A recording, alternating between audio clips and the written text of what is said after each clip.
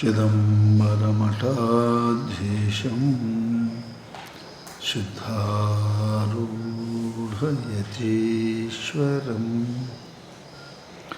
शिष्यप्रशिष्यरूपेण मोदकं गुरुमाश्रये। यदङ्घ्रीकमलद्वन्द्वं तापत्रयनिवारकं शान्तेकपदं देवं सिद्धारूढमहं भजे। अनंत कल्याण गुणगण समन्वित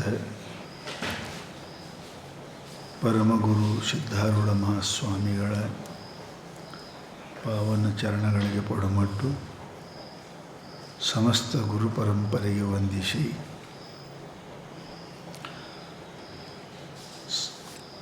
ಪರಮಾತ್ಮನು ಅರ್ಜುನನ್ನು ಕುರಿತು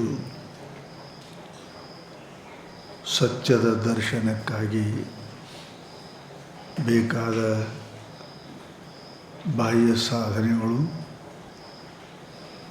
ಅದರ ಜೊತೆಗೆ ಆಂತರಿಕ ಸಾಧನೆಗಳನ್ನು ಭಗವಂತ ಪ್ರೀತಿಯಿಂದ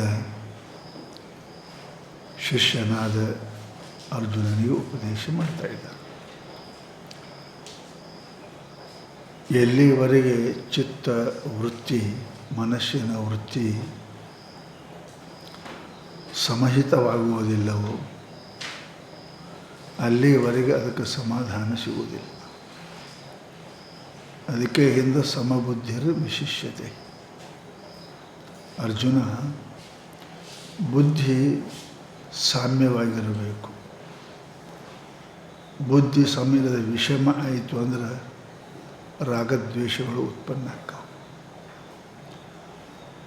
ರಾಗದ್ವೇಷ ಉತ್ಪನ್ನ ಆಯಿತು ಅಂದ್ರೆ ಪ್ರವೃತ್ತಿ ನಿವೃತ್ತಿಗಳು ಪ್ರಾರಂಭ ಆಗ್ತಾವೆ. ಪುಣ್ಯ ಪಾಪಗಳು ಉತ್ಪನ್ನ ಆಗ್ತಾವೆ. ಇವೆಲ್ಲ ಕಾರಣದಿಂದ ಮನುಷ್ಯನ ಮನೋವೃತ್ತಿ ಅದು ನಿಯತವಾಗಿರಬೇಕು, ನಿಯಮದೊಳಗಿರಬೇಕು. ಸಾಧಕನಿಗೆ ಅದನ್ನು ಸಾಧಿಸುವುದು ಅತ್ಯಂತ ಅವಶ್ಯಕವಾದ ಕಾರ್ಯ. ಅದು ಇದ್ದ ಮೇಲೆ ಏನಾರೇ ಮಾಡೋಕ್ಕೆ ಬರ್ತದೆ. ಹಿಟ್ಟಿದ್ರೆ ರೊಟ್ಟಿಯಾರು ಮಾಡು, ಗುಳಿಗೆಯಾರು ಮಾಡು, ಏನರ ಮಾಡೋಕ್ಕೆ ಬರ್ತದೆ. ಅದೇ ಇಲ್ಲ ಅಂದ್ರೆ ಉಪಾದಾನ ಇಲ್ಲ ಅಂದ್ರೆ ಮುಂದೆ ಏನೂ ಕಾರ್ಯ ಆಗೋದಿಲ್ಲ. ಸಮಸ್ತ ಬಂಧ ಮೋಕ್ಷಗಳಿಗೆ ಕಾರಣ ಮನಸ್ಸು ಅದ. ಅದನ್ನು ನೀನು ನಿಯಮಿಸಬೇಕು, ಅಧೀನದಲ್ಲಿ ಇರಬೇಕು, ನೀ ಹೇಳ್ದಂಗೆ ಕೇಳಬೇಕು ಅಂದ್ರೆ ಯೋಗ ಸಿದ್ಧಿ ಆಗ್ತದೆ ತಿಳ್ಕೊಂಡು ಪರಮಾತ್ಮ ಹೇಳ. ಅದರಲ್ಲಿ ಎರಡು ಪ್ರಕಾರ ಅದ. ಯಾವುದೇ ಮನುಷ್ಯ ಕ್ಲೋರೋಫಾರ್ಮ್ ಕೊಟ್ಟ ದೇಹ ವಿಸ್ಮೃತಿ ಆಗ್ತದೆ, ಹೋಗ್ತದೆ, ಎಲ್ಲನೂ ಹೋಗ್ತದೆ. ಪರಂತು ಅದು ದೇಹ ವಿಸ್ಮೃತಿ ಮಾತ್ರ ವೈರಾಗ್ಯ ಅಲ್ಲ. ಜಗತ್ತಿನೊಳಗೆ ತಿಳುವಳಿಕೆಯಿಂದ ಸತ್ಯ ಅಸತ್ಯ ನಿತ್ಯ ಅನಿತ್ಯ ಇವೆಲ್ಲ ತಿಳಿದ ಮೇಲೆ ಏನು ವಿವೇಕ ಬರ್ತದೆ. ಆ ವಿವೇಕ ಏನಪ್ಪ ಅಂತ ಕೇಳಿದರೆ ಮುಮುಕ್ಷುವಿಗೆ ಸಾಧಕನಿಗೆ ಫಲ ಕೊಡ್ತದೆ ವಿನಃ ತಿಳುವಳಿಕೆ ಇಲ್ಲದೆ ಇರತಕ್ಕಂತಹ ತ್ಯಾಗ ಅದು ವೈರಾಗ್ಯನೂ ಅಲ್ಲ. ಅದೇನಪ್ಪ ಅಂತ ಕೇಳಿದರೆ ಮೋಕ್ಷಕ್ಕೆ ಸಾಧನವೂ ಅಲ್ಲ. ಆ ದೃಷ್ಟಿಯಿಂದ ಮನುಷ್ಯನ ವೃತ್ತಿ ತನಗೆ ಶಾಂತಿ ಸಿಗಬೇಕಾಗಿತ್ತು ಅಂದ್ರೆ ವೃತ್ತಿ ಏನಪ್ಪ ಅಂತ ಕೇಳಿದರೆ ತನ್ನ ಅಧೀನದೊಳಗಿರಬೇಕು. ಮನಬುದ್ಧಿ ಇಂದ್ರಿಯ ದೇಹಾದಿಗಳು. ಹಾಗೆ ಅದು ನಿವೃತ್ತಿಯಾಗಿ ಆತ್ಮನ್ನೇವ ಅವತಿಷ್ಠತಿ ಇತ್ತು ಅಂದ್ರೆ ಅದಕ್ಕೆ ಸಂಪ್ರಜ್ಞಾತ ಸಮಾಧಿ ಅಂತ ಕರೀತಾರೆ. ಅದು ಹೇಳ್ತಾರೆ ಈ ಶ್ಲೋಕದೊಳಗೆ. ಸಂಪ್ರಜ್ಞಾತ ಅಂದ್ರೆ ಭಾನ ಆಗ್ತವೆ. ಏನ್ರಿ? ಸತ್ಯದ ಚಿತ್ತದ ಆನಂದದ ಭಾನ ಅನುಭವ ಎಲ್ಲಿ ಆಗ್ತದೆ. ಪರಂತು ಅದನ್ನು ಎಲ್ಲಿ ವರ್ಣನೆ ಮಾಡಲಿಕ್ಕೆ ಬರುವುದಿಲ್ಲ. ಅಂಥದಕ್ಕೆ ಸಂಪ್ರಜ್ಞಾತ ಸಮಾಧಿ ಅನ್ನಬೇಕು ಅಂತ ಈ 18ನೇ ಶ್ಲೋಕದಲ್ಲಿ ಹೇಳ್ತಾರೆ. ಯದಾ ಯಾವಾಗ, ಹಿಂದೆ ಹೇಳಿದಾರೆಲ್ಲ ವಿವೇಕ ಅವೆಲ್ಲ ಹೇಳಿ ಬಂದಾರೆ. ಯಾವಾಗ ಚಿತ್ತಂ ಎಂಥದ್ದು ಮನಸ್ಸು ಹೆಂಗೆ ನಿಯತಮಲ್ಲ ವಿನೀತಂ ವಿನಿಯತಂ 18ನೇ ಶ್ಲೋಕ. ಹಾಂ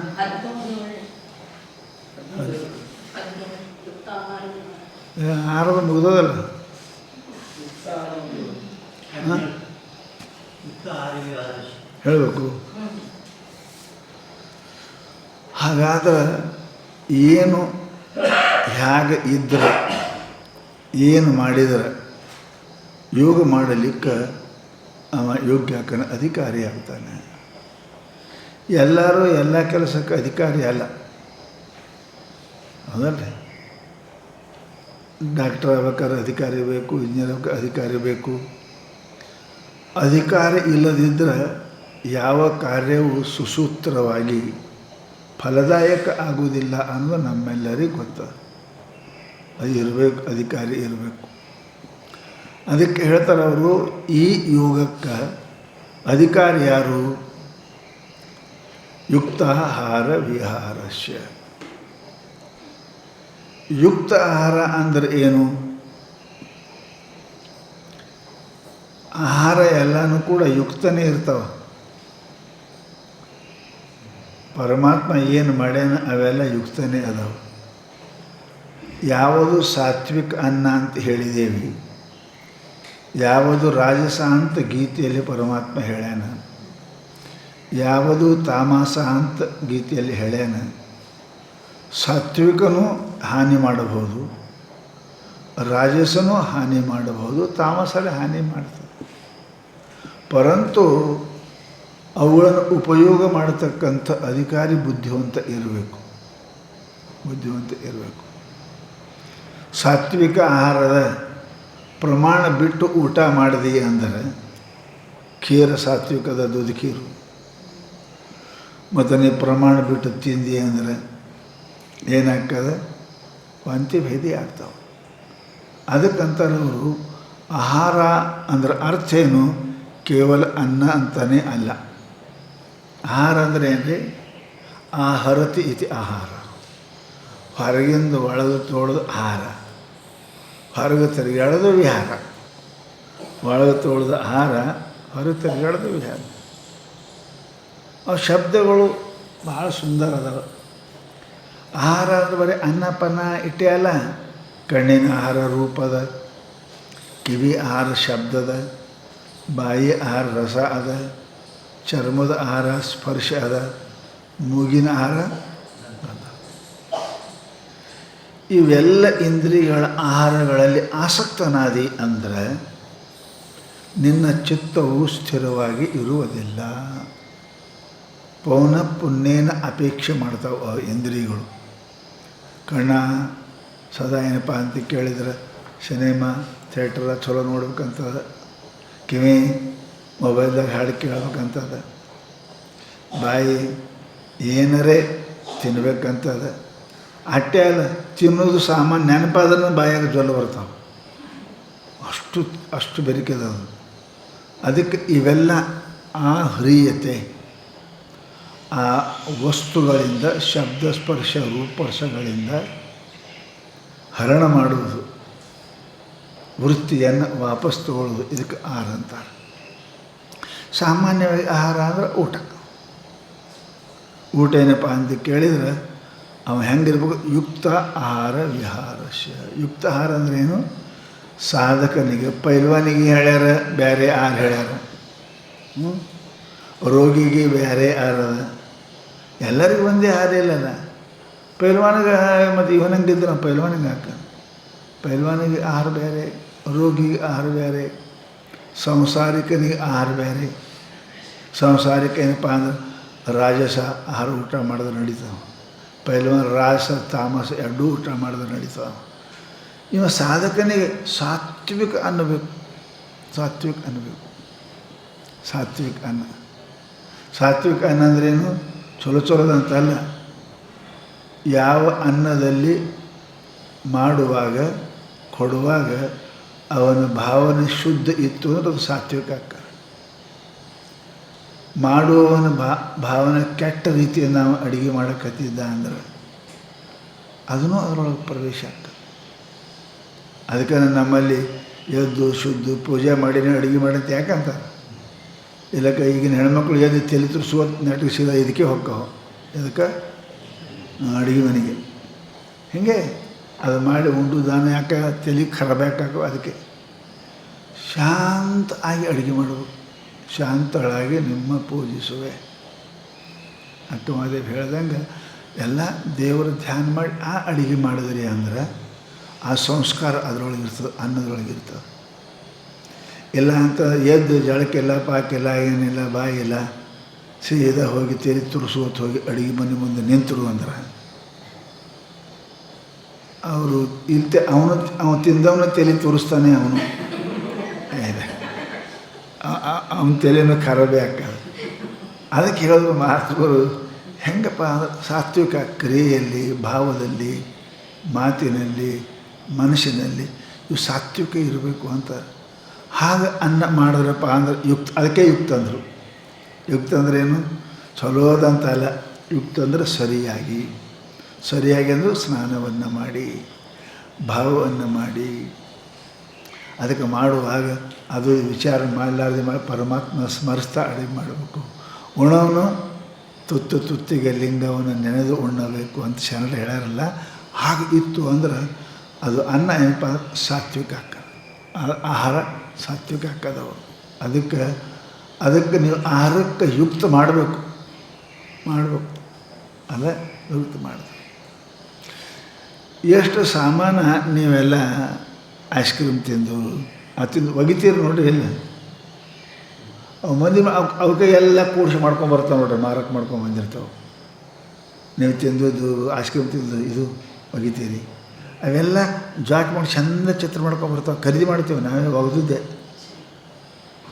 ಪ್ಲ್ಯಾಸ್ಟಿಕ್ದು ಕಟ್ಗೆ ಚಮಚೆ ಎಲ್ಲ ಒಗಿತಾರೆ ಇವರು. ಅವ್ರು ತೊಗೊಂಡು ಹೋಗಿ ಎಲ್ಲ ಜೋಡಿಸಿ ಮತ್ತೆ ಮಾರ್ಕೊಂಬರ್ತಾರೆ.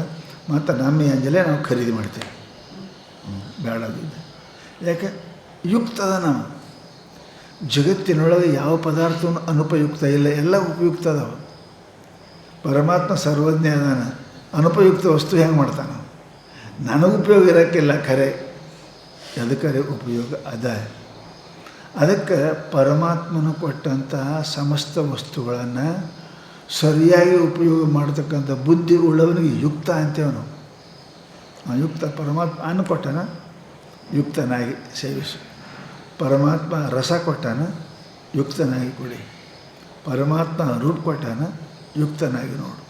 ಪರಮಾತ್ಮ ಶಬ್ದ ಕೊಟ್ಟಾನ, ಯುಕ್ತನಾಗಿ ಕೇಳು. ಪರಮಾತ್ಮ ಗಂಧ ಕೊಟ್ಟಾನ, ಯುಕ್ತನಾಗಿ. ಇದಕ್ಕೆ ಯಾಕಂದ್ರೆ ಸಮಸ್ತ ಇಂದ್ರಿಯಗಳಿಗೆ ಏನು ಪರಮಾತ್ಮ ಕೊಟ್ಟಾನ ಆಹಾರ. ಪರಮಾತ್ಮ ಸರ್ವಜ್ಞ, ಎಸ್ ಸರ್ವಿತ್ ಪರಮಾತ್ಮನಿಗೆ ಅಂತಾರೆ. ಅವ ಉಪಯೋಗ ಮಾಡಿಕೊಳ್ಳೋವನ ಕಡೆ. ಅದಕ್ಕೆ ಅವನಿಗೆ ಸಮಸ್ತ ಕಣ್ಣಿನ ಆಹಾರ, ಕಿವಿ ಆಹಾರ, ಬಾಯಿ ಆಹಾರ, ನಾಲಿಗೆ ಆಹಾರ. ಅನ್ನ ನಾಲಿಗೆ ಆಹಾರದ ಉಳಿಕೆ ಭಾಳ ಆಹಾರದವು. ಅವೆಲ್ಲವನ್ನು ಕೂಡ ಯುಕ್ತನಾಗಿ ಸೇವಿಸಬೇಕು. ಯುಕ್ತ ಆಹಾರ ಯುಕ್ತ. ಇನ್ನು ಯುಕ್ತ ವಿಹಾರ, ತಿರುಗಾಡೋದು. ಪರಮಾತ್ಮ ಕಾಲು ಕೊಟ್ಟಾನೆ ತಿರುಗಾಡೋಕ್ಕೆ, ಕೈ ಕೊಟ್ಟಾನೆ ಹೇಳೋಕ್ಕೆ. ಪರಮಾತ್ಮ ಜಗತ್ಪಿತನಾಗಿರುವುದನ್ನು ತನ್ನ ಮಕ್ಕಳಿಗೆ ಕೆಡಕ್ಕೆ ಆಗುವಂಥ ಸಾಮಾನ್ಯ ಯಾರೂ ಕೊಟ್ಟಲ್ಲ. ಯಾವ ತಾಯಿನೂ ಮಗನ ಕೈಯ ಚಾಕು ಕೊಡೋಂಗಿಲ್ಲ, ಸೂಜಿ ಕೊಡೋಂಗಿಲ್ಲ. ಕೊಡ್ತಾಳೆ? ಕೊಡೋಂಗಿಲ್ಲ ಆಕೆ. ಯಾಕೆ? ಅಷ್ಟು ಕರುಣಾ ಅದ ಕೂಸಿನ ಮೇಲೆ ಏನೇ ಮಾಡ್ಕೊಂಡಿದ್ವಿ. ಹಂಗೆ ಪರಮಾತ್ಮ ಈ ಜಗತ್ತು ನಮಗೆ ಕೊಟ್ಟಾನ. ಶಬ್ದ, ಸ್ಪರ್ಶ, ರೂಪ, ಗಂಧ ಕೊಟ್ಟು ಪ್ರಪಂಚ ಅಹಿತ ಥೋಡಿ ಕೊಟ್ಟಾನ. ಇದ್ರ ಉಪಯೋಗ ಮಾಡ್ಕೊಳ್ಳಿಲ್ಲ ಅಂದ್ರೆ ಅಹಿತ ಆಗ್ತದೆ. ಸೂಜಿ ಅರಿವಿ ಹೊಲಿ, ಕಾಲನ ಮುಳು ತೆಗಿ, ಚಾಕು ಹಣ್ಣು ಕೊಯ್, ಹರಿಯ ಉಪಯೋಗ ಅದ. ಯುಕ್ತಿ ಇದ್ದವ ಮಾಡ್ತಾನೆ, ಬುದ್ಧಿ ಇದ್ದವ ಕೊಂತವ್ರಿಗೆ ಚೂಸ್ತಾನೆ ಸೂಜಿ. ಬುದ್ಧಿ ಇಲ್ಲದಕ್ಕೆ ಹಂಗೆ ಮಾಡ್ತಾರೆ. ಅದಕ್ಕೆ ಹೇಳ್ತಾರೆ ಅವರು ಯುಕ್ತ ಆಹಾರ ವಿಹಾರ. ವಿಹಾರ ಅಂದ್ರೆ ಯೋಗ ಮಾಡುವವನು ದಣೆಂಗೆ ಮಾಡಿಬೇಡ್ರಿ ಅಂತಾರೆ. ಅವ್ರು ಯಾವುದು ದಣ್ಯಂಗೆ ಮಾಡಬೇಡ ಅಷ್ಟೇ. ಶಾಸ್ತ್ರ ಶತಪದಂ ಗಚ್ಚೇತ ಅಂದಾರೆ ನೋಡ್ರಿ, 100 ಹೆಜ್ಜೆ ನಡಿ ಸಾಕು, 100 ಹೆಜ್ಜೆ ಹೋಗು 100 ಹೆಜ್ಜೆ ಬಾ ಸಾಕಲ್ಲ, ಮತ್ತು ಅಷ್ಟೇ ಆಯಿತು.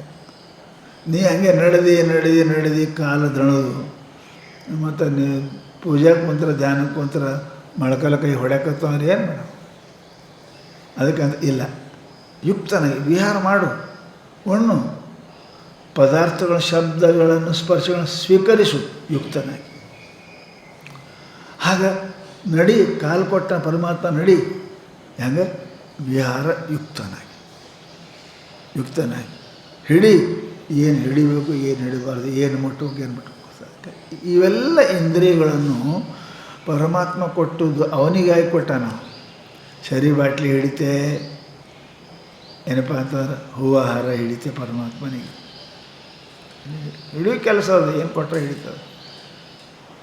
ಸರಿ ಬಾಟ್ಲಿ ಅದನ್ನು ಹಿಡಿಯವ ಅಯುಕ್ತ, ಹೂವು ಹಾರ ವಿಭೂತಿ ಭಸ್ಮ ಹಿಡಿಯವ ಯುಕ್ತ, ಹೌದಲ್ಲ. ಗ್ರಂಥಗಳನ್ನು ಹಿಡಿಯವ ಓದವ ಯುಕ್ತ. ಹೀಗೆ ಸಮಸ್ತ ಇಂದ್ರಿಯಗಳನ್ನು ನೀನು ಅವಕ್ಕೆ ಯುಕ್ತನಾಗಿ ಅವುಗಳನ್ನು ಬಳಸಲಿಕ್ಕೆ ಪ್ರಯತ್ನ ಮಾಡು. ಪರಮಾತ್ಮ ನಮ್ಮ ಮೇಲೆ ಬಹಳ ಕೃಪಾಶೀಲನಾಗಿ ಕೊಟ್ಟಿದ್ದಾನೆ, ಇವೆಲ್ಲ ಕೊಟ್ಟಿದ್ದಾನೆ. ಅದಕ್ಕೆ ಯುಕ್ತ ಆಹಾರ, ಯುಕ್ತ ವಿಹಾರ, ಯುಕ್ತ ಚೇಷ್ಟಸ್ಯ ಕರ್ಮಕ್ಕೂ. ಧ್ಯಾನ ಮಾಡತಕ್ಕಂಥ ಯೋಗಿ ಆಹಾರದೊಳಗೆ ಯುಕ್ತನಾಗಿರಬೇಕು, ತಿರುಗಾಡೋದ್ರಾಗ ಯುಕ್ತನಾಗಿರಬೇಕು, ಇನ್ನು ಕರ್ಮ ಮಾಡೋದ್ರಾಗೂ ಯುಕ್ತನಾಗಿರಬೇಕು. ದಣ್ಯಂಗ ಕನಸು ಮಾಡಿ ಧ್ಯಾನಕ್ಕೆ ಕುಂತ್ರೆ ಧ್ಯಾನ ಯೋಗ ಆಗೋದಿಲ್ಲ, ನನಗೆ ನಿದ್ರಾಯೋಗ ಆಕ್ಕದ ಅಷ್ಟೇ. ಅದಕ್ಕೆ ವಜ್ಜಾಗಂಗೆ ಮಾಡಬಾರ್ದು, ಶರೀರಕ್ಕೆ ಶ್ರಮ ಭಾಳ ಮಾಡಬಾರ್ದು. ಶ್ರಮ ಭಾಳ ಮಾಡ್ತಕ್ಕಂಥ ಮನುಷ್ಯನಿಗೆ ಯೋಗ ಆಗೋದಿಲ್ಲ. ಯಾಕೆ? ಕಾಲ ಮೇಕೈತು ಅಂದ್ರೆ ಮನಸ್ಸು ಆ ಕಡೆ ಹೋಗ್ತದೆ, ಇರೋಂಗಿಲ್ಲ. ಅದಕ್ಕೆ ಅಷ್ಟೇ ದಣತಂದ್ರೆ ಮನುಷ್ಯಾಗ ನಿದ್ದೆ ಬರ್ತದೆ. ಅದಕ್ಕಂತಾರೆ ಅವರು ಯುಕ್ತ ಚೇಷ್ಟಸ್ಯ ಕರ್ಮಸು. ಚೇಷ್ಟ ಅಂದರೆ ಏನಪ್ಪ ಅಂತ ಕೇಳಿದರೆ ಕರ್ಮ, ಕೆಲಸ ಎಷ್ಟು ಬೇಕಷ್ಟು. ಯೋಗಕ್ಕೆ ಶರೀರ ಚಲೋ ಇರೋಕ್ಕೆ ಎಷ್ಟು ಬೇಕು ಅಷ್ಟೇ, ಅಷ್ಟು ಮಾಡಿದೆ ಅಂದ್ರೆ ಯೋಗ ಸಾಧ್ಯ ಆಗ್ತದೆ. ಶರೀರಕ್ಕೆ ಅತಿ ಶ್ರಮ ಆಯಿತು ಅಂದ್ರೆ ಆ ಶರೀರ ತನ್ನ ವ್ಯವಸ್ಥೆ ತಾನೇ ಮಾಡ್ಕೋತದೆ, ಆಟೋಮೆಟಿಕ್ ಆದರೆ ಅದು ಶರೀರ ಮಿಷನ್ ತಾನೇ ಅದಾಗಲಿ ಅಂತ ತಾನೇ ನಿದ್ದಿಗೆ ಹೋಗ್ತದೆ, ಹೇಳೋ ಜರುತ್ತಿಲ್ಲ ಅದು ಎಲ್ಲ. ಅತಿ ಜಾಗ್ರ, ಅತಿ ಮಕ್ಕೊಳ್ಳೋದು, ಅತಿ ಎಚ್ಚರಿರೋದು, ಅತಿ ಸರ್ವತ್ರ ವರ್ಚಯಿತು.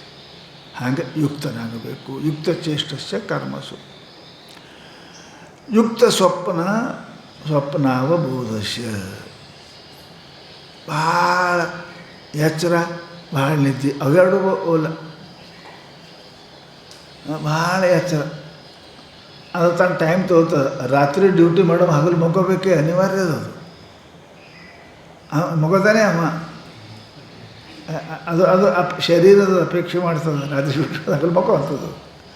ಅದಕ್ಕೆ ಭಾಳ ಎಚ್ಚರ ಇರೋಕೆ ಹೋಗಬೇಡ, ಕುಂಭಕರ್ಣನಂಗೆ ಭಾಳ ಮಕ್ಕೋಬೇಡ.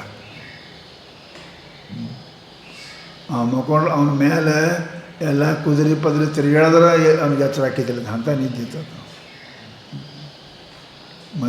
ಮಂದಿ ಅವನ್ನ ತುಳಿಸ್ತಿರತ್ತ, ದನ ತುಳಿರಿ ಎಲ್ಲ, ಅವು ಬಿಡ್ರಿ ಇವು ಬಿಡ್ರಿ ಅದನ್ನ. ಹಂಗೆ ಕುಂಭಕರ್ಣ ನಿದ್ದೆ ಮಾಡ್ಬೋದು. ನಿದ್ರೆ ಮಾಡಿರಿ, ಸೂಕ್ಷ್ಮ ಇರಬೇಕು. ಅದಲ್ಲ, ಸೂಕ್ಷ್ಮ ಇರಬೇಕು. ಯಾರೇ ಎಲ್ಲರೇ ಮಾತಾಡಿದ್ರೆ ಎಚ್ಚರ ಆಗಬೇಕು. ಇವು ಮನೆ ಕಳ್ತಾನ ಮಾಡ್ಕೊಂಡು ಹೋದ್ರೂ ಮಕ್ಕೊಂಡಿರ್ತಾವೆ ನೋಡ್ರಿ. ಹಂಗೆ ಮಕ್ಕೋಬಾರ್ದು, ಮನೆ ಕಳ್ತಾನ. ಹಂಗೆ ನಮ್ಮ ಕಾಮಕ್ರೋಧಸ್ಯ ತಿಷ್ಠತಿ ದೇಹತ. ಈಗ ಅಜ್ಞಾನ ನಮ್ಮನ್ನು ಹರಣ ಮಾಡಂಗೆ ಅತೇ ನಿದ್ದೆ ಮಾಡ್ಬೋದು, ಚಲೋ ಅಲ್ಲ. ಯುಕ್ತ ಸ್ವಪ್ನ ಅವಬೋಧಸ್ಯ. ಸ್ವಪ್ನ ಅವಬೋಧ ಅಂದರೆ ಎಚ್ಚರಿಕೆ, ಭಾಳ ಎಚ್ಚರಿಕೆ ಇರೋದು. ಇದು ಮಿಷನ್ ಅದ ರೀ, ಎಷ್ಟು ಓಡಿಸೋ ಇಲ್ಲಕಂದ್ರೆ ಗರಮ್ ಹಾಕದ. ಕಡೆ ಹೆಡ್ ಅಂತಿರ್ತಾವ್ರಿ ಗಾಡಿಯಾಗ, ಅದು ಹೋಗ್ಬಿಡ್ತಾವೆ. ಹೆಡ್ ಹೋಯ್ತು, ಇವಂದು ಹೆಡ್ ಹೋಯ್ತು ಅಂದ್ರೆ ಮುಗಿತೇ ಕತೆ. ಭಾಳ ಆದರೆ ಹೆಡ್ ಹೋಗ್ಬಿಡ್ತದೆ. ಭಾಳ ವಿಚಾರ ಮಾಡಿ ಹುಚ್ಚು ಆಗಿರ್ತಾವೆ ನೋಡಲಿ. ರೊಕ್ಕದ ವಿಚಾರ, ಹೆಂಡತಿ ವಿಚಾರ, ಏನೋ ವಿಚಾರ ಮಾಡಿ ಹುಚ್ಚಾಗಿರ್ತಾರೆ. ಹುಚ್ಚೇನು ಮೊದಲು ಹುಚ್ಚು ಥೋಡೆ ಹುಟ್ಟೆ ನಾವು ಒಂದರದೇ ವಿಶೇಷ ವಿಚಾರ ಮಾಡಿ ಹುಚ್ಚಾಕ ನಾವು. ಹಾಗೆ ಇಲ್ಲಿನೂ ಕೂಡ ಭಾಳ ಎಚ್ಚರಿರಬೇಡ, ಭಾಳ ಮಕ್ಕೋಬೇಡ. ಮಿಷನ್ಗೆ ಏನು ಬೇಕು ಅದಕ್ಕೂ ಆಗಬೇಕು. ಡಿಸೈನ್ ಬೇಕು, ಕ್ರೂಡಾಯಿಲ್ ಬೇಕು, ಮೊಬೈಲ್ ಬೇಕು, ಅವೆಲ್ಲ ಇದ್ರೇ ಬರೋಬ್ಬರಿ ನಡೀತದೆ. ಬರೀ ಒಂದ್ರ ಮೇಲೆ ನಡೆಯಂಗಿಲ್ಲ. Mission jam ಹಾಕವು. ಬರೀ ಪೆಟ್ರೋಲ್ ನಡೀತಾವೇನು ನಡೆಯಂಗಿಲ್ಲ. ಮತ್ತು ಎಣ್ಣೆ ಹಾಕೋಬೇಕು ಅವಕ್ಕೆ. ಹಾಗೆ ನಿದ್ರೆ, ಎಚ್ಚರ ಇವೆಲ್ಲನೂ ಕೂಡ ಇವು ಶರೀರ ಸುರಕ್ಷಿತವಾಗಿರ್ಲಿಕ್ಕೆ ಇವು ಡಿಸೈಲು, ಮೊಬೈಲು, ಪೆಟ್ರೋಲು ಇವೆಲ್ಲ ಇದ್ದಂಗೆ ಅದಾವೆ. ಯಾವುದೇ ಹೆಚ್ಚಿಗೆ ಹಾಕಬೇಡ, ಬರೋಬ್ಬರಿ ಮಾಡುವ ಅಂತಾರೆ.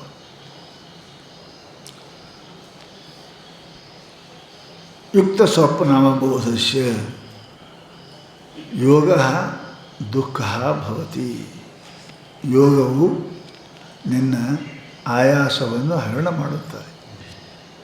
ಜನ್ಮ ದುಃಖ ಅಲ್ರಿ ಇಲ್ಲಿ, ನಿನ್ನ ಆಯಾಸವನ್ನು ಹರಣ ಮಾಡಿ. ಇಲ್ಲಕ್ಕಂದ್ರೆ ಆಯಾಸ ಆಗಿಬಿಡ್ತಾರೆ. ಗೊತ್ತಿಲ್ಲದೆ ಮಾಡಿದ ಶ್ರಮ ಹಾಕ. ದೊಡ್ಡ ಕಲ್ಲ ಎತ್ತೋದು ಗೊತ್ತಿಲ್ಲ ಅಂದ್ರೆ ಕೈ ದುಡಕ್ಕೆ ಶ್ರಮ ಹಾಕ. ಸ್ವಲ್ಪ ಯುಕ್ತಿ ಮಾಡಿದ್ರೆ ಶ್ರಮನೂ ಕಮ್ಮಿ ಆಗ್ತದೆ, ದುಃಖ ಹಾಕೋದು. ಅದಕ್ಕೆ ಯೋಗೋ ಭವತಿ ದುಃಖ. ಹೀಗೆ ತಿಳ್ಕೊಂಡು ಯಾವ ಯೋಗ ಸಾಧನದಲ್ಲಿ ಪ್ರವೃತ್ತಿ ಆಗ್ತಾನೆ ಅಂಥ ಉಣ್ಣೋದ್ರಲ್ಲಿ ನಿಯಮ, ಮಕ್ಕಳದ್ರಾಗ ನಿಯಮ, ತಿರುಗಾಡಿದ್ರಾಗ ನಿಯಮ, ನೋಡೋದ್ರಾಗ ನಿಯಮ, ಕೇಳೋದ್ರಾಗ ನಿಯಮ. ಏನಪ್ಪ ಅಂದ್ರೆ ಅಂಥವ ಏನಪ್ಪ ಯೋಗಕ್ಕೆ ಅಧಿಕಾರಿ ಅದನ್ನು ಅರ್ಜುನ. ಬರೀ ಕೇಳೋದೇ, ಬರೀ ನೋಡೋದೇ, ಬರೀ ತಿನ್ನೋದೇ, ಬರೀ ಮಕ್ಕಳೋದೇ, ಇವ ಏನು ಮಾಡೋಕ್ಕೆ ಸಾಧ್ಯ ಇಲ್ಲ ಅಂತ ಪರಮಾತ್ಮ ಹೇಳ್ದ. ಅದಕ್ಕೆ ವ್ಯಾಖ್ಯಾಕರು ಯುಕ್ತಾಹಾರ ವಿಹಾರಸ್ಯ ಆಹ್ರಿಯತೆ ಇತಿ ಆಹಾರ. ಆಹಾರ ಅಂದರೆ ಏನು ರೀ? ಆಹ್ರಿಯತೆ, ಆ ಸಮಂತಾತ್ ಸುತ್ತಮುತ್ತಲು ಏನದ ಅದನ್ನು ತಗೊಳ್ಳೋದು ಆಹಾರ ಅಂತ. ಕಣ್ಣಿನಿಂದ, ಕಿವಿಯಿಂದ, ಶಬ್ದದಿಂದ, ನಾಲಿಗೆಯಿಂದ. ಆ ಹ್ರಿಯತೆ ಇತಿ ಆಹಾರ. ಹೊರಗಿಂದು ಏನು ಒಳಗೆ ತಗೋತೇವೆ ನಮ್ಮಲ್ಲಿ ಅದಕ್ಕೆ ಆಹಾರ. ಅದಕ್ಕೆ ಅನ್ನಂ, ಅದಕ್ಕೆ ಅನ್ನ ಅಂತಾರೆ.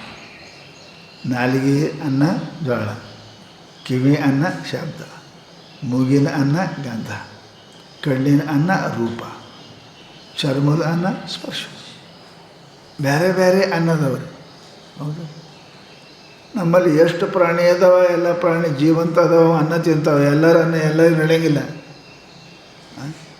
ಗುಬ್ಬಿ ಅನ್ನ ಬೇರೆ ಅದ, ಮಂಗೇನ ಅನ್ನ ಬೇರೆ ಅದ, ಆನೆ ಅನ್ನ ಬೇರೆ ಅದ. ಮಂಗೆ ಹಣ್ಣು ತಿಂತದ, ಆನೆ ಹಣ್ಣು ತೊಡಿ ತಿಂತದ, ತಪ್ಪಲ ಗಿಪ್ಪಲ ಗಿಡ ಪಟ್ಟಿ ಹಿಡಿತೈತಿ. ಭಿನ್ನ ಭಿನ್ನ ಆಹಾರ ಅದಾವೆ ಎಲ್ಲಕ್ಕೆ. ಹಾಗೇನಪ್ಪ ಅಂದ್ರೆ ಈ ಸಮಸ್ತ ಆಹ್ರಿಯತೆ ಇಂದ್ರಿಯೇಭ್ಯ, ಇಂದ್ರಿಯಗಳಿಂದ ಏನು ತಗೋತೇವೆ ಅದಕ್ಕೆ ಆಹಾರ ಅಂತೇವೆ. ವಿಹರಣಂ ವಿಹಾರ. ವಿಹಾರ ಅಂದರೆ ಏನು? ವಿಹರಣ, ವಾಕಿಂಗ್. ಅದಕ್ಕೆ ಏನಂತೀರಿ ನೀವು? ವಾಕಿಂಗ್. ಎದರಿಂದ ಅಂತಾರೆ? ಪಾದಕ್ರಮ, ನಡೆಯೋದು ಇದಕ್ಕೆ ವಿಹಾರ ಅಂತ. ಒಳಗೆ ತೊಗೊಳ್ಳೋದು ಆಹಾರ ಅಂತ.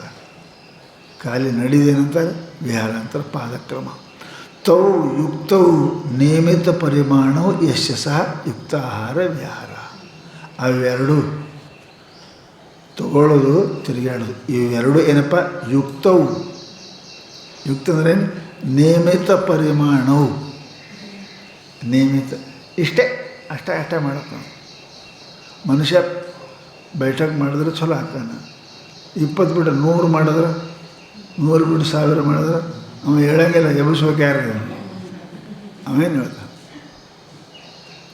ಹೇಳೋಕ್ಕಾಗಿಲ್ಲ. ಯುಕ್ತದ ನಿನಗೆ ಎಷ್ಟು ಸಾಧ್ಯದ ಅಷ್ಟು 7-8 ಮಾಡು. 8 ಮಾಡಿದ್ರೆ ತಿರುಗಾಡ್ತೀವಿ, ಕುಂತದ್ದು ಹೇಳ್ತೀವಿ.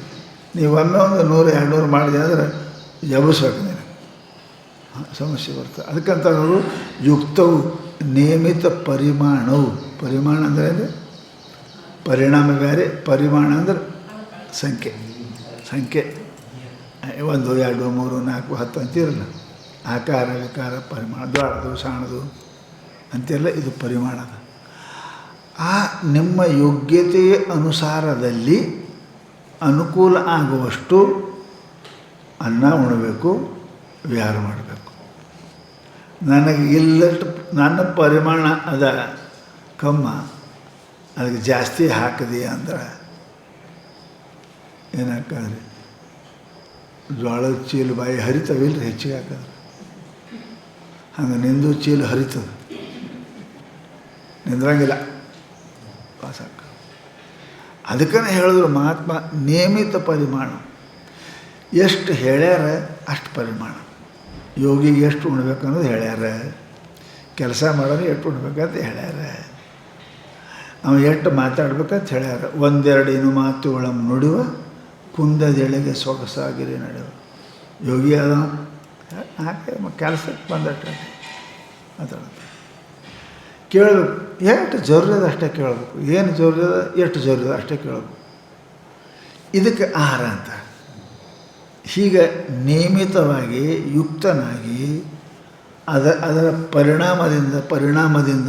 ಪರಿಮಾಣದಿಂದ ಅದರ ಸಂಖ್ಯೆಯಿಂದ ಅದನ್ನು ನಾವು ಇಷ್ಟು ಅನ್ನೋದಕ್ಕೆ ಏನಪ್ಪ ಅಂದ್ರೆ ನಾವು ಪರಿಮಾಣ ಅಂತೇಳಿ ಅದನ್ನು ಅಷ್ಟು 1 ಕಿಲೋ ಕಲ್ಲಿಟ್ರಿ 1 ಕಿಲೋನೇ ಹಾಕ್ಬೇಕು, ಹೌದಲ್ರಿ? ಮತ್ತು ಅದಕ್ಕಿಂತ ಹೆಚ್ಚಿಗೆ ಇಟ್ರಿ ಕುಂಡ್ರಸ ಕೆಳಗೆ. ಆಗ ಎಷ್ಟು ಕಲ್ಲದ ಅಷ್ಟು, ಎಷ್ಟು ಹಸಿವಿದೆ ಅಷ್ಟು, ಎಷ್ಟು ಜರುರಿ ಅದ ಅಷ್ಟು ನೋಡಿರಿ, ಎಷ್ಟು ಜರುರಿ ಅದ ಅಷ್ಟು ಕೇಳ್ರಿ, ಎಷ್ಟು ಜರುರಿ ಅದ ಅಷ್ಟು ಮಾತಾಡ್ರಿ. ಭಾಳಿಲ್ಲ ಕಲ್ಲಿಗಿಂತ ಹೆಚ್ಚಿಗೆ ಇಟ್ಟರಿಂದ ಕೆಳಗೆ ಕೊಂಡಿರ್ತದೆ, ತೂಕ ಆಗಂಗಿಲ್ಲ. ಅದರಂತೆ ಇಲ್ಲಿ ನಮ್ಮ ತೂಕ ಸರಿ ಬರಬೇಕಂದ್ರೆ ಜರೂರತ್ ಎಷ್ಟದ ಅಷ್ಟೇ ಅಂತಾರವರು. ನಿಯತ ಪರಿಮಾಣವು ಯಶಸ ಯುಕ್ತಾಹಾರ ವಿಹಾರ. ತಸ್ಯ ಅವನಿಗೇನಂತಾರೆ ಯುಕ್ತ ಚೇಷ್ಟಸ್ಯ, ಅವನಿಗೇನಂತಾರೆ ಎಷ್ಟು ಜರೂರಿ ಅದ, ಎಷ್ಟು ಕೇಳೋ ಜರಿ ಅದ, ಎಷ್ಟು ನೋಡೋದು ಜರಿ ಅದ, ಎಷ್ಟು ಮಾಡೋದು ಜರಿ ಅದ, ಎಷ್ಟು ಜೀವಂತ ಇರಕ್ಕೆ ಸಾಧನಕ್ಕೆ ಎಷ್ಟು ಜರೂರಿ ಅಷ್ಟು ಊಟ ಮಾಡೋದು ಅಷ್ಟೇ ಹಿಂಗಿದ್ದವ್ರಿಗೆ ಯುಕ್ತಾಹಾರ ವಿಹಾರ ಅಂತಾರವ್ರು. ಅಂದ್ರೇನು? ನಿಯತ ಚೇಷ್ಟ ಯಶ್ ಕರ್ಮಸು, ಕರ್ಮಗಳಲ್ಲಿ ಅಂದ್ರೆ ಜ್ಞಾನೇಂದ್ರಿಯ ಕರ್ಮೇಂದ್ರಿಯಗಳ ವ್ಯವಹಾರದಲ್ಲಿ ಯಾರ್ದೇನಪ್ಪ ನಿಯತ ಅದ ಅಂಥವ ಏನಪ್ಪ ಅಂತ ಕೇಳಿದರೆ ಅವನಿಗೆ ಯೋಗ ಆನಂದ ಕೊಡುತ್ತದೆ, ಇಲ್ಲಾಂದ್ರೆ ದುಃಖ ಅದು ಆಗುತ್ತದೆ ಅಂತ ಹೇಳಿದರು. ತಥಾ ಯುಕ್ತ ಸ್ವಪ್ನ ಅವಬೋಧಸ್ಯ ಯುಕ್ತವು ಸ್ವಪ್ನಶ್ಚ ಅವಬೋಧಶ್ಚ ತೌ ನೀತಿಕಾಲಿಕವು ಯಸ್ಯ ತಸ್ಯ. ಮತ್ತು ಹೆಂಗಿರ್ಬೇಕು? ಅವನಿಗೆ ಎಚ್ಚರ ಆಗೋದು ಮಕ್ಕೊಳ್ಳೋದು ನಿಯತಿ ಇರಬೇಕು. ಎಷ್ಟು ಮಕ್ಕೋಬೇಕಪ್ಪ? ಪೈಲ್ವಾನ್ ಎಷ್ಟು ಮಕ್ಕೋಬೇಕು, ಕೂಸುಗಳು ಎಷ್ಟು ಮಕ್ಕೋಬೇಕು. ಕೂಸುಗಳು ಎಷ್ಟು ಮಕ್ಕೋತಾವ್ರಿ? 24 ತಾಸನಾಗ 20 ತಾಸು ಮಕ್ಕೊಂಡಿರ್ತಾವೆ. ಅವು ಮಕ್ಕೊಂಡ್ಬಿಟ್ಟು ಬೆಳಿತಾವ್ರಿ. ನಿದ್ದೆ ಆಗಲಿಲ್ಲ ಅಂದ್ರೆ ಬೆಳಗಿನ ಕೂಸುಗಳು, ಅವಕ್ಕೆ ನಿದ್ದೆ ಕೂಸಿಗೆ 20 18 20 ತಾಸು ಬೇಕು. ಅದಲ್ಲ ಕೆಲಸ ಮಾಡೋವನಿಗೆ 7-8 ತಾಸು ಬೇಕು ನಿದ್ದೆ, ಅಂದ್ರೆ ಮರುದಿವ್ಸ ಕೆಲಸ ಚಲೋ ಮಾಡ್ತಾನೆ. ಈ ಶಾಸ್ತ್ರ ಹೋದ ಧ್ಯಾನ ಮಾಡೋವನಿಗೆ 2 ತಾಸು 4 ತಾಸು ಸಾಕಾಯ್ತು ಹೆಚ್ಚಿಗೆ. ಅದಕ್ಕೆ ದಂಧ ಏನದು? ಶರೀರ ಶ್ರಮ ಆದ್ರೆ ನಿದ್ದೆ ಬೇಕು. 4-5-6 ತಾಸು ಆಯ್ತು ಸಾಕಿವನಿಗೆ ನಿದ್ದೆಗೆ. ಹೆಚ್ಚಿಗೆ ನಿದ್ದೆ ಮಾಡೋದು ಉಪಯೋಗ ಇಲ್ಲ. ಹೆಚ್ಚಿಗೆ ನಿದ್ದೆ ಮಾಡೋದು ಅಂದರೆ ಹೆಚ್ಚು ಉಂಡೋದು ಕರಗಸಕ್ಕೆ. ನಿದ್ದಿದ್ರೆ ಕರಗುತ್ತಿಲ್ಲ, ಕರಗಂಗಿಲ್ಲ. ನಿದ್ದೆ ಕರಗುತ್ತೆ. ಅದಕ್ಕೆ ಅಂತಾರೆ ಅವರು ಯುಕ್ತ ಸ್ವಪ್ನ ಉದ್ದೇಶ. ಭಾಳ ಎಚ್ಚರಿಬೇಡ್ರಿ, ಭಾಳ ನಿದ್ದೆ ಮಾಡಬೇಡ್ರಿ. ಈ ಎಚ್ಚರ ನಿದ್ದೆಗಳು ನಿನ್ನ ಸಾಧನಕ್ಕೆ ತೊಂದರೆ ಕೊಡಬಾರ್ದು. ಭಾಳ ಎಚ್ಚರಿದ್ದೆ ಶಾಸ್ತ್ರ ಕೇಳೋವಾಗ ನಿದ್ದೆ ಮಾಡ್ತೀವಿ, ಧ್ಯಾನದಾಗ ನಿದ್ದೆ ಮಾಡ್ತೀವಿ, ಭಾಳ ನಿದ್ದೆ ಮಾಡ್ತೀವಿ. ಯಾಕೆ ಮಾಡೋಕ್ಕೆ ಬರೋಂಗಿಲ್ಲ. ಭಾಳ ಎಚ್ಚರಕ್ಕೆ ಹೋಗ್ಬೇಡ. ಭಾಳ ಎಚ್ಚರ ಇದ್ದು ನಿದ್ದೆ ಬರ್ತದೆ. ಭಾಳ ನಿದ್ದೆ ಮಾಡಿದ್ವಿ ಸಾಧನೆನೇ ಆಗಂಗಿಲ್ಲ. ಸಾಧನೆ ಏನು ಮಾಡ್ತೀವಿ? ಚಂತನ ಮಕ್ಕೊಂಡವ ಎಲ್ಲಿ ಮಾಡ್ತಾನ ಸಾಧನ? ಶಾಸ್ತ್ರಾಭ್ಯಾಸನೇ ಆಗಲಿ, ಯೋಗಾಭ್ಯಾಸನೇ ಆಗಲಿ, ಯಾವುದೇ ಅಭ್ಯಾಸ ಮಾಡ್ಬೇಕಂದ್ರೆ ಭಾಳ ಎಚ್ಚರ ಇರಬಾರ್ದು. ಎಚ್ಚರ ಇದ್ದವ ಮಾಡುವಾಗ ನಿದ್ದೆ ಬರ್ತದೆ. ಭಾಳ ಎಚ್ಚರ ಎಚ್ಚರ. ಭಾಳ ನಿದ್ದೆ ಮಾಡಬಾರ್ದು. ಭಾಳ ನಿದ್ದೆ ಅಂದರೆ ತಮಗುಣ. ಅದು ತಮಗುಣದಾಗ ಏನೂ ಆಗೋದಿಲ್ಲ. ಅದು ತಮಗುಣದಾಗ ಆಗೋದಿಲ್ಲ. ಅದಕ್ಕಂತಾರೆ ಅವರು ಇವೆರಡನ್ನು ನಿಯತವಾಗಿ ಉಪಯೋಗ ಮಾಡಿರಿ. ಭಾಳ ದುಡ್ಡು ತೆಕ್ಕೊಂಡು ಸಿಕ್ಕಂಗೆ ಖರ್ಚು ಮಾಡೋದು ಉಪಯೋಗ ಇಲ್ಲ. ಮಾಡಬಾರ್ದು ಅನ್ನೋದು ಉಪಯೋಗ ಇಲ್ಲ. ಎಲ್ಲಿ ಬೇಕು, ಎಷ್ಟು ಬೇಕು, ಯಾವಾಗ ಮಾಡಬೇಕು ಅಷ್ಟು ಮಾಡಿದ್ರೆ ಅದು ಸುಖ ಕೊಡ್ತದೆ ರೀ. ಹಾಗೆ ಪ್ರಪಂಚ ನಿದ್ದೆ ಆಗಲಿ, ಎಚ್ಚರ ಆಗಲಿ, ಆಹಾರ ಆಗಲಿ, ವಿಹಾರ ಆಗಲಿ, ಅವು ನೇಮ ಅಷ್ಟು ಹೆಂಗೆ ಹಂಗೆ ಮಾಡಿದ್ರೆ ಅವು ಪರಮಾತ್ಮ ನಮ್ಮ ಕಲ್ಯಾಣಕ್ಕೆ ಮಾಡ್ಯಾನ. ಅದನ್ನು ನಾವು ಅತಿ ಮಾಡಿದೇವಂದ್ರೆ, ಅತಿ ಕಮ್ಮಿ ಮಾಡಿದೇವಂದ್ರೆ, ಎರಡೂ ಕಡೆ ಮಾಡಿದೇವಂದ್ರೆ ಯಾವುದೂ ಸಿದ್ಧಿ ಆಗಂಗಿಲ್ಲ. ನಾ ಪ್ರಪಂಚ ಸಿದ್ಧಿ ಆಗ್ತದೆ, ನಾ ಪರಮಾರ್ಥ ಸಿದ್ಧಿ ಆಗ್ತದೆ. ಅದಕ್ಕಂತಾರೆ ಅವರು ಶಾಸ್ತ್ರದೊಳಗಪ್ಪ ಅಂದ್ರೆ ಅವಬೋಧಶ್ಚ ತೌ ನಿಯತ ಕಾಲವು, ಸಮಯವನ್ನು ನಿರ್ಧಾರ ಮಾಡಿ, ಎಚ್ಚರಿಕೆ ಸಮಯ, ನಿದ್ದೆಗೆ ಸಮಯ. ನಾ ಇಷ್ಟೇ ತಾಸು ಮಕ್ಕೋತೀನಿ, ಎದ್ದು ಸಾಧನೆ ಮಾಡಿ, ಇಷ್ಟೇ ತಾಸು ಎಚ್ಚರಿತೀನಿ. ಅದು ಬಸ್ ನಿದ್ದೆ ಬರೋದು. ನಿದ್ದೆನೂ ಮಾಡೋಂಗಿಲ್ಲ, ಎಚ್ಚರೂ ಇರೋಂಗಿಲ್ಲ. ಹಿಂಗಿರ್ತಾವೆ. ಹಿಂಗೆ ಮಾಡೋದು ಮತ್ತೋದು, ಹಿಂಗೆ ಮಾಡೋದು ಮತ್ತೋದು, ಏನು ಅದು ಇಲ್ಲ, ಇದು ಎರಡೂ ಹಂಗಿಲ್ಲ. ಅದಕ್ಕೆ ಮಕ್ಕಳಂಗ ಸುಮ್ಮ ಮಕ್ಕಳು ಪಟ್ನೆ ಹೇಳು. ಅದಕ್ಕಂತ ಅವು ನಿಯತ ಕಾಲ ಮಾಡೋ ಅದು ಕಲಿಸುವ ಅಭ್ಯಾಸ. ಏನು ದೊಡ್ಡ ಮಾತಿಲ್ಲ, ಅಭ್ಯಾಸ ಇರ್ತದೆ. ಮಕ್ಕಳದು ಕಲಿಸಿದೆ ಅಂದ್ರೆ ಹಂಗೆ ಮಕ್ಕೋತದೆ ಅದು. ಅದಕ್ಕೇನು ಅದು ಕೆಲಸ. ಅದು ಬರೀ ಎಚ್ಚರ ಇದ್ದೆ ಎಚ್ಚರ ಇರ್ತದೆ. ಅದು ಅಲ್ಲ, ಅವಕ್ಕೆ ಎಚ್ಚರ ನಿದ್ರೆಗಳನ್ನು ಸಮನಾಗಿ ನಿನ್ನ ಯೋಗಕ್ಕೆ ಎಷ್ಟು ಹಾಗೆ ಏನಪ್ಪ ಅಂತ ಕೇಳಿ, ನಿಯತ ಕಾಲವು ಯಸ್ಯ ತಸ್ಯ ಏನಪ್ಪ ಅಂದ್ರೆ ಯುಕ್ತಾಹಾರ ವಿಹಾರ. ಅದಕ್ಕಂತಾರೆ ಅವರು ಯೋಗ ಭವತಿ ದುಃಖ. ಅಂಥ ಯೋಗಿನ ಅಂಥ ಯೋಗಿ ಯುಕ್ತನಾಗಿ ಆಹಾರ ವಿಹಾರ, ಯುಕ್ತನಾಗಿ ಎಚ್ಚರು ನಿದ್ರೆ ಇವೆಲ್ಲ ಮಾಡ್ತಕ್ಕಂಥ ಯೋಗಿಗೆ ಏನಾಗ್ತದೆ? ಯೋಗ ಸಿದ್ಧಿ ಆಗ್ತದೆ. ಯೋಗ ಏನಾಗ್ತದೆ? ದುಃಖ ಭವತಿ ಯೋಗ. ಆ ಯೋಗ ಅವನ ದುಃಖವನ್ನು ನಿವಾರಣೆ ಮಾಡ್ತದೆ, ದುಃಖವನ್ನು ನಾಶ ಮಾಡ್ತದೆ. ಸಾಧನದಲ್ಲಿ ಪ್ರವೃತ್ತಿ ಅದಾದ್ರೆ ಸಿದ್ಧಿ ಅವನಿಗೆ ಸಿಗ್ತದೆ ಅಂತ ತಿಳ್ಕೊಂಡು ದುಃಖ ಅಂದರೆ ದುಃಖಾನಿ ಸರ್ವಾಣಿ ಹಂತಿ. ಅಂದರೆ ಏನು ರೀ? ಹಂತಿ ನಾಶ ಮಾಡ್ತದೆ. ದುಃಖಾನಿ ಸರ್ವಾಣಿ ದುಃಖಾನಿ ಹಂತಿ. ಸಮಸ್ತ ದುಃಖಗಳನ್ನು ಇವನೇಪ ಅದು ಹರಣ ಮಾಡ್ತದೆ. ಅದಕ್ಕೆ ದುಃಖ. ಏನು ದುಃಖ ಹರಣ ಮಾಡ್ತದೆ ರೀ? ಸರ್ವಾಣಿ ದುಃಖ ಅಂದ್ರೆ ಏನು? ಅವೇನು ಗೊತ್ತಾಗಬೇಕಲ್ಲ. ಸರ್ವಾಣಿ ದುಃಖ ಅಂದರೆ ಏನು? ಅವ್ರಂತಾರೆ ಸಂಸಾರ ದುಃಖ ಕ್ಷಯಕೃತ್. ಸಂಸಾರ ಸಮ್ಯಕ್ ಸರತಿ ಇದು ಸಂಸಾರ. ಈ ಜನ್ಮ ಮರಣ ರೂಪ ಸಂಸಾರ. ಈ ಧ್ಯಾನ ಯೋಗ ಮಾಡುವ ಯೋಗಿಗೆ ನಿಯತ ರೂಪದಿಂದ ಅವ ಧ್ಯಾನ ಮಾಡಕ್ಕೆ ಕಲಿತ ಅಂದ್ರೆ ಆ ಧ್ಯಾನ ಯೋಗವು ಜ್ಞಾನ ಯೋಗವು ಅವನೇಪ ಜನ್ಮ ಮರಣ ದುಃಖವನ್ನು ಏನು ಕ್ಷಯಕೃತ್ ನಾಶ ಮಾಡ್ತದೆ. ಅದಕ್ಕೆ ಯೋಗೋ ಭವತಿ. ಆ ಯೋಗ ಸಮಸ್ತ ನಾಶವನ್ನು ಮಾಡ್ತದೆ ಅರ್ಜುನ. ಅದಕ್ಕೆ ನೀನು ತಸ್ಮಾದ್ ಯೋಗಿ ಭವ ಅರ್ಜುನ.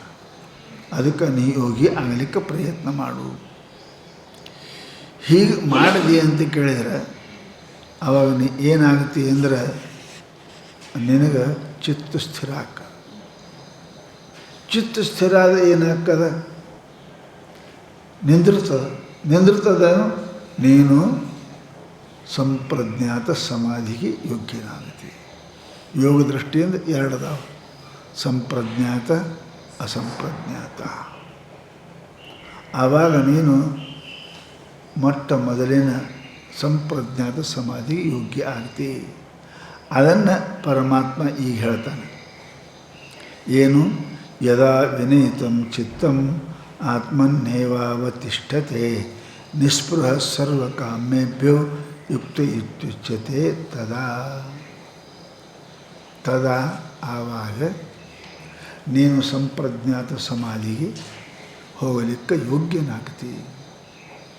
ಆವಾಗ ನಿನಗೊಂದು ಹೆಸರು ಬರ್ತದೆ, ಯುಕ್ತ ಅಂತ. ಯುಕ್ತ ಅಂತ ನೀನು ಯುಕ್ತನಾಗ್ತಿ. ಅದೇನು? ವಿನಯಿತಂ ಚಿತ್ತಂ.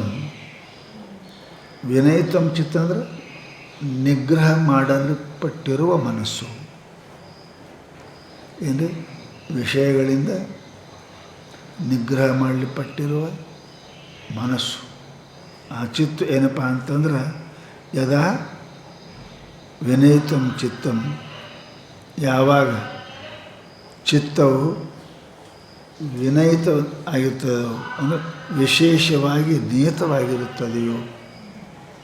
ಸಾಮಾನ್ಯ ಅಲ್ಲ, ಎಲ್ಲರದು ಸಾಮಾನ್ಯ ಅನ್ನಿಸ್ತದೆ. ತ್ರಾಸು ಕೊಟ್ಟಾಗ ನಮ್ಮ ವೃತ್ತಿ ಹಿಂದಾಕದು. ಬಹಳ ಪ್ರಕಾಶ ಬಂದರೆ ಕಣ್ಣು ಮುಚ್ತದೆ, ಬಹಳ ಶಬ್ದ ಬಂದರೆ ಕಿವಿ ಮುಚ್ಕೋತೇವೆ. ಇದು ವಿನಯಿತ ಅಲ್ಲಿವು, ವಿನಯಿತ ಅಲ್ಲ. ವಿನಯಿತ ಅಂದರೆ ತಿಳುವಳಿಕೆಯಿಂದ ಆಗಿರ್ತಕ್ಕಂಥದ್ದು ವಿನಯಿತ. ಶಬ್ದ ಸ್ಪರ್ಶ ಗಂಧಾದಿಗಳು ಇವು ದುಃಖಕಾರಕಗಳು ಅಂತ ತಿಳುವಳಿಕೆಯಿಂದ ಬಂದಂಥ ನಿಗ್ರಹ, ಇದು ವಿನಯಿತದ. ಬಹಳ ಪ್ರಕಾಶ ಬಂತು ನಾವು ಕಣ್ಣು ಮುಚ್ಕೋತೇವೆ, ನಿಯತ ಅದೇ ಅದು. ಇದಕ್ಕಲ್ಲ. ಮತ್ತು ಚಲೋ ಕಟ್ತು ಮತ್ತು ಕೇಳ್ತೇವೆ.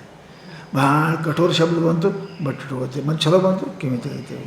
ಕೈ ಇತ್ತು ಥೂ ಅಂತೇವೆ, ರುಚಿ ಇತ್ತು ನುಂಗುತ್ತೇವೆ. ಇವು ವಿನಯಿತ ಅಲ್ಲ, ತಿಳುವಳಿಕೆಯಿಂದ ಬಂದಿರಬೇಕು. ಏನು? ಸರ್ವಂ ದುಃಖಂ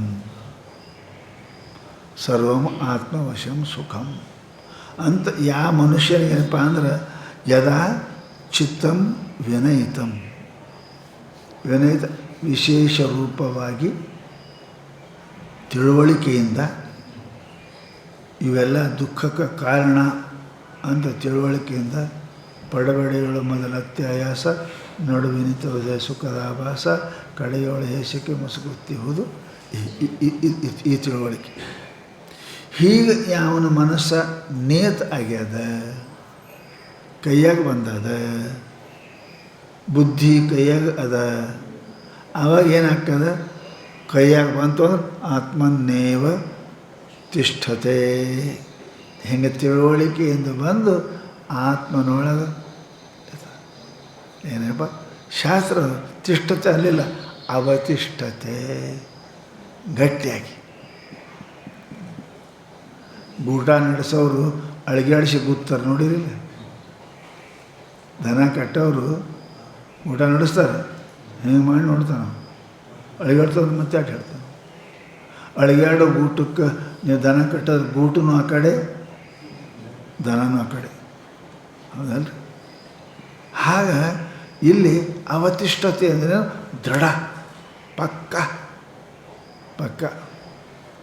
ಯಾವಾಗ ಈ ಮನಸ್ಸು ಬಾಹ್ಯ ವಿಷಯಗಳಿಂದ ಬಂದು ಆತ್ಮನಲ್ಲಿ ಪರಮಾತ್ಮನಲ್ಲಿ ಅವತಿಷ್ಠತೆ. ಏನು? ಹಳ್ಳಿ ಪುನಃ ಈ ಸಂಸಾರ ವಸ್ತು ಸುಖ ಕೊಡ್ತಾವ ಅನ್ನೋದು ಕೊಡ್ತಾವಿಲ್ಲ, ಕೊಡಂಗಿಲ್ಲ. ಸರ್ವಂ ದುಃಖಮೇವ ಅಂತ ಹಿಂಗೆ ಯಾರು ಪಕ್ಕ ಆತ್ಮನಲ್ಲಿ ಅದರ ಅವತಿಷ್ಠತೆ ಸಂಪ್ರಜ್ಞಾತ ಸಮಾಧಿ. ಯಾವಾಗ ನಿಸ್ಪೃಹ ಸರ್ವಕಾಮ್ಯೇಭ್ಯೋ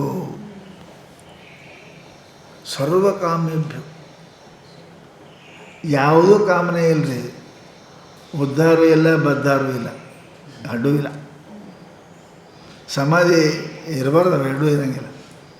ನಾ ಬಂಧ ಮೋಕ್ಷ ಎರಡೂ ಇಲ್ಲ ಅವನಂತೆ. ಹಂಗಿದ್ರೆ ನಾವು ಸರ್ವಕಾಮ್ಯೇಭ್ಯೋ, ಸರ್ವ ಅಂದ್ರೆ ಮುಕ್ತಿ ಕಾಮನಿಲ್ಲ, ಸಂಸಾರ ಕಾಮನಿಲ್ಲ. ಸರ್ವಕಾಮ್ಯೇಭ್ಯೋ ಅಂದ್ರೇನು? ಪಂಚ ವಿಷಯಗಳ ಏನದ ಅವ್ರ ಶಬ್ದ ಸ್ಪರ್ಶ ಒಂದು ಭಾಳ ಮಂದಿಗೆ ಒಂದು ಬೇಕಾಗಿ ಒಂದು ಬೇಡಾಗಿರ್ತವೆ. ಅದಲ್ಲ ಬೇಡಾಗಿರ್ತದೆ. ಸಕ್ಕರೆ ಅದ ರುಚಿ ಬೇಡಾಗ್ಯದ, ಖಾರ ಬೇಕಾಗ್ಯದ. ನೋಡ್ರಿ ಇಲ್ಲೇ ಅದು ಒಂದು ರಸದಾಗೆ ಇಟ್ಟದ ನಮ್ಮದು. ಈ ಸರ್ವಕಾಮೇಭ್ಯವು ಸಮಸ್ತ ಜ್ಞಾನೇಂದ್ರಿಯಗಳು ಕರ್ಮೇಂದ್ರಿಯಗಳಿಗೆ ಇಷ್ಟವಾದ ಸಮಸ್ತ ಏನಪ್ಪ ಅಂದ್ರೆ ವಸ್ತುಗಳು, ಅವುಗಳ ಇಚ್ಛೆಗಳು ಇವೆರಡು ಏನಪ್ಪ ಅಂದ್ರೆ ಯಾವಾಗ ಅವ ಏನಪ್ಪ ಅಂದ್ರೆ ಬಿಟ್ಟು ಆತ್ಮನ್ನೇವ ಅವತಿಷ್ಠತೆ, ಅರ್ಥಾತ್ ಸಮಸ್ತ ಅನಾತ್ಮ ವಸ್ತುಗಳು, ಶಬ್ದ ಎಲ್ಲ ಅದ್ರಾಗೆ ಬರ್ತದೆ. ಸಮಸ್ತ ಅನಾತ್ಮ ವಸ್ತುಗಳಿಂದ ಹಿಂತಿರುಗಿ ಅಲ್ಲಿ ಯಾಕೆ ಹೋಗ್ತಾನ? ಕಾಮದಿಂದ. ಕಾಮ ಯಾಕೆ ಹಾಕೋದು? ಸುಖಬುದ್ಧಿಯಿಂದ. ಸುಖಬುದ್ಧಿಯಿಂದ ಕಾಮ ಹಾಕೋದು, ಕಾಮದಿಂದ ಪ್ರವೃತ್ತಿ ಹಾಕೋದು. ಅವೇನಾಗಿ ಸರ್ವಂ ದುಃಖಮೇವ, ಎಲ್ಲ ದುಃಖರೂಪ ಅಂತ ತಿಳ್ಕೊಂಬಳಕ ಅವಾಗೇನು ಮಾಡ್ತಾನವ?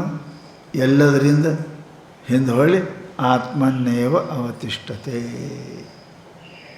ಅದಕ್ಕೆ ಹೇಳ್ಯಾರ ನೋಡ್ರಿ, ಸಮುದ್ರದ ಹಡಗದ ಮೇಲೆ ಒಂದು ಕಾಯಿ ಕುಂತಿತ್ತಂತ. ಕಾಯಿ ಅದು ಕಣ್ಣು ಮುಚ್ಚಿ ಕುಂತದ ಗೊತ್ತೇ ಇಲ್ಲ. ಅದು ಚಾಲೂ ಆಯಿತು, ಸಮುದ್ರದ ನಡವರ್ಕ್ ಹೋಯ್ತು. ಅವಾಗ ಕಣ್ಣು ತೆರೀತು. ಎಲ್ಲಿ ಬಂದೇನು ಅಂತ ನೋಡ್ತದೆ. ಅಯ್ಯಪ್ಪ ಯಪ್ಪ ಯಪ್ಪ, ಗಿಡನೇ ಇಲ್ಲ. ಆ ಗಿಡದಾಗ ಇವರು ಮಂದಿ ಎಲ್ಲಿ ಬಂದು ತಿಳ್ಕೊಂಡು ಹಾರ್ತು ಹೋಗ್ಬೇಕಂತ. ಯಾಕಡೆ ಹೋದ್ರು ಸಮುದ್ರ. ಹೆಂಗೆ ಮಾಡ್ಬೇಕೀಗ? ಎಲ್ಲ ಕಡೆ ಹಾರಿ ಬಂದು ಮತ್ತೆ ಅಲ್ಲೇ ಬಂದು ಕುಂತಿರ್ತಾರೆ ಎಲ್ಲೇ. ಅದಕ್ಕೆ ಹೇಳ್ತಾರೆ ಅವರು ಶಾಸ್ತ್ರದಾಗ ನಿಸ್ಪೃಹ ಸರ್ವಕಾಮೇಭ್ಯವು. ನಾಲ್ಕು ಕಡೆ ತಿರುಗಾಡಿದ್ರೆ ಎಲ್ಲಿ ಅದಕ್ಕೆ ಆಶ್ರಯ ಸಿಗಲಿಲ್ಲ ಅಂದ್ರೆ ಹೊಳ್ಳಿ ಬಂದು ಎಲ್ಲಿ ಕುಂಡಿರ್ತದೆ? ಅಲ್ಲೇ ಹೆಂಗೆ ಕುಂಡಿರ್ತದೆ. ಹಂಗೆ ಎಲ್ಲ ಕಾಮನೆಗಳನ್ನು ನೋಡಿ ವಸ್ತು ವಿಷಯಗಳಲ್ಲಿ ಎಲ್ಲಿ ಸುಖ ಇಲ್ಲ. ಇವೆಲ್ಲ ಯದ್ರಷ್ಟಂ ತನ್ನಷ್ಟಂ ಅದಾವ. ಅದಕ್ಕೆ ಏನು ಮಾಡಬೇಕು? ನಡಿ ನಮ್ಮ ಜಾಗಕ್ಕೆ ಹೊಳ್ಳಿ ಹೋಗು. ಹೌದಾ? ಸ್ವದೇಶಿ ಪೂಜ್ಯತೆ ರಾಜ. ಹೌದಲ್ಲ? ಪರಸ್ಥಳ ಪ್ರಾಣ ಸಂಕಟ. ಇನ್ನೊಬ್ಬ ಜಾಗದ ಪ್ರಾಣ ನಮ್ದು ಹೆಂಗೆ ಇಲ್ಲ, ನಮ್ಮದೇ ಚಲೋ ಇರ್ತದೆ. ಏಳನ್ನೋದು ಇರಬಾರ್ದು ರೀ. ಗಾದಿ ಅದ ಏಳಂದ್ರೆ ನಮ್ಮ ತಟ್ಟು ಮೇಲೆ ಯಾವ ಏಳು ಅಂತಾನೆ ಯಾವತ್ತೀವಿ ಅಂತ ನಮಗೆ ಸುಖ. ಇಲ್ಲಿ ಆರಾಮಾಗಿ ಗೊತ್ತೇವೆ, ಅಲ್ಲಿ ಯಾವಾಗ ವ್ಯವಸ್ಥೆ ಒಂದು ಗೊತ್ತಿಲ್ಲ. ನೀವು ದಿನಪೂರ ಹಂಗಿಲ್ಲ. ಅದಕ್ಕೆ ಆತ್ಮ ಏನಂತದಂತ ಕೇಳಿದ್ರೆ ಜೀವ ಮನಸ್ಸು ತಿರುಗಿ ನೋಡ್ತದೆ. ಎಲ್ಲ ತಿರುಗಿ ನೋಡಿ ಎಲ್ಲವನ್ನು ಆರೈದು ನೋಡಲು ಇಲ್ಲವೆನಿಸಿದನೇ ಸುಖ. ಅದಕ್ಕೇನು ಮಾಡ್ತದೋ? ಆತ್ಮನ್ನೇವ ಅವತಿಷ್ಠತೆ. ಅವತಿಷ್ಠತೆ ಗಟ್ಟಿಯಾಗಿ ಅಳಿಯಂಗಿಲ್ಲ. ಅಳಿಯಂಗಿಲ್ಲ. ಅವತಿಷ್ಠತೆ ಸಂಪ್ರಜ್ಞಾತ ಸಮಾಧಿ. ಗೊತ್ತಾಗಿದೆ. ಎಲ್ಲಿ ಹೋಗಂಗಿಲ್ಲ. ಎಲ್ಲಿ ಹೋಗಂಗಿಲ್ಲ. ಹೋಗಾಕ ಎಲ್ಲಿ ಅನುಕೂಲನೇ ಇಲ್ಲ. ಅವೆಲ್ಲ ಪ್ರತಿಕೂಲ ಅದಾವಂತ ಒಮ್ಮೆ ಗೊತ್ತಾಯಿತು ಅಂದರೆ ಅದು ಹೋಗಂಗಿಲ್ಲ, ಹೋಗೋದಿಲ್ಲ.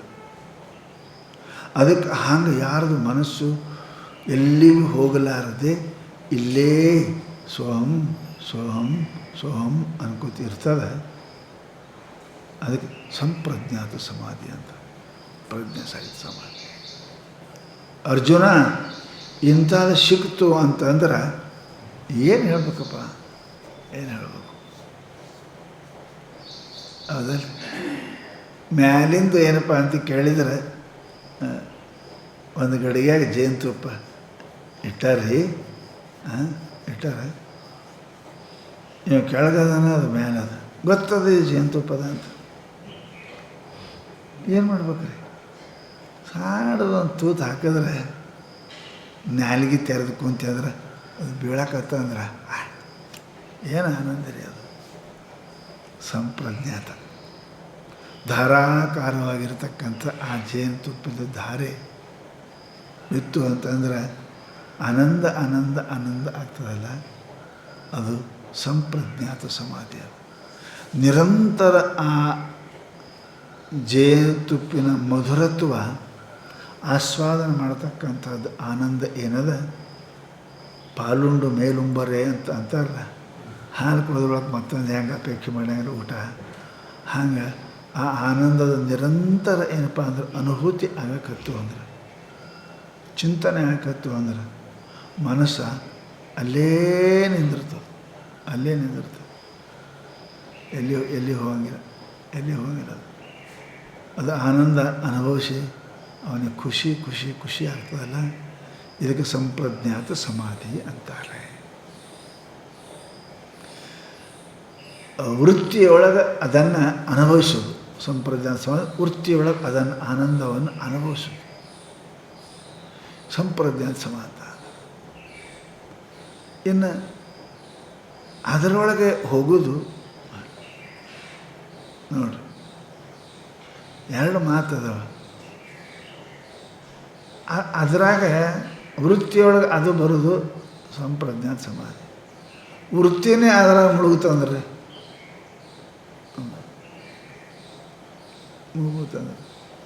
ನೋಡ್ರಿ,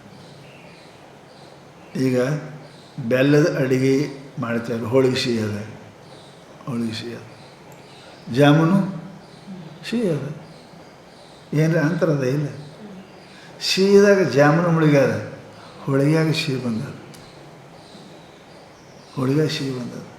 ಇದು ತೆಗಿಬೋದು. ಆ ರಸದಾಗ ಜಾಮೂನು ಹೆಂಗೆ ತೆಗಿತೀರಿ, ಅದನ್ನು ಮುಳುಗೆ ಬರ್ತದೆ, ಹೇಗೆ ಬರೋಂಗಿಲ್ಲ. ಅದು ಅಸಂಪ್ರಜ್ಞಾತ ಸಮಾಧಿ, ಗೊತ್ತೇ ಇಲ್ಲ ವೃತ್ತಿ ಯಾವುದೋ ಆನಂದ ಯಾವುದೋ ಗೊತ್ತಾಗೋದಿಲ್ಲ. ಜಾಮೂನೇ ಸಿಹಿನೇ ಜಾಮೂನಾಗ್ಯದ, ಅದು ಅಸಂಪ್ರಜ್ಞಾತ ಸಮಾಧಿ. ಅದ ವೃತ್ತಿ ಆನಂದ ಏನು ಏನದ, ತನ್ಮಯ ಅಂತೀವಿ ನಾವು, ಅದಕ್ಕೆ ತನ್ಮಯ ಆಗ್ಯದ.